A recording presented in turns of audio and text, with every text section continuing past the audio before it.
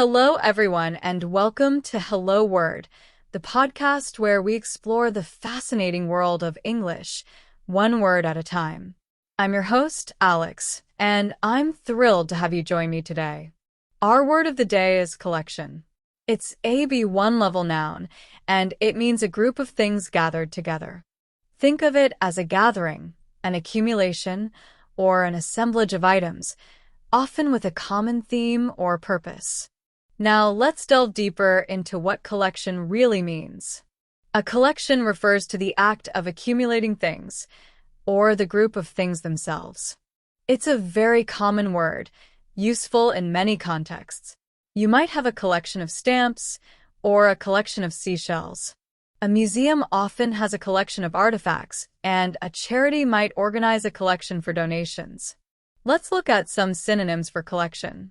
How about accumulation? The accumulation of snow on the roof was quite heavy. Or we could use the word assemblage. The artist displayed an assemblage of found objects in the gallery. Another synonym is gathering. The gathering of data took several weeks. And finally, let's consider the word stockpile. The company maintained a large stockpile of raw materials.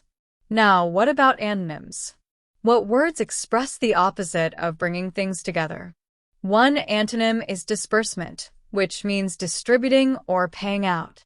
For example, the disbursement of funds occurred at the end of the month. Another antonym is scattering. The scattering of seeds was done by hand. We could also use the word distribution. The distribution of leaflets took several hours. Another opposite is dispersal. The dispersal of the crowd was orderly. And finally, we have separation. The separation of the ingredients is a crucial step in the recipe. So, how can you use the word collection in everyday life? Well, imagine you're talking about your hobbies. You could say, I have a collection of vintage comic books. Or maybe you're organizing a fundraiser.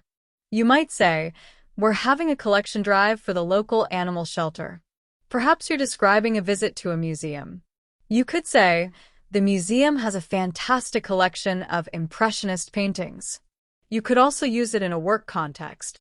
For example, the team is responsible for the collection of data from various sources. And finally, in a more general sense, you could say, she has an impressive collection of designer shoes.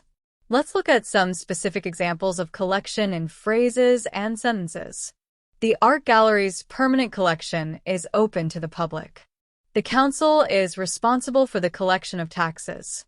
He has a vast collection of vinyl records. The charity is holding a collection of clothes for refugees. The detective examined the collection of evidence at the crime scene. The scientist is working on the collection of specimens. The library houses a special collection of rare books. The museum has a diverse collection of artifacts from ancient civilizations. The data collection process will take several weeks to complete. She has a beautiful collection of antique jewelry. In summary, collection, a B1 level noun, means a group of things gathered together.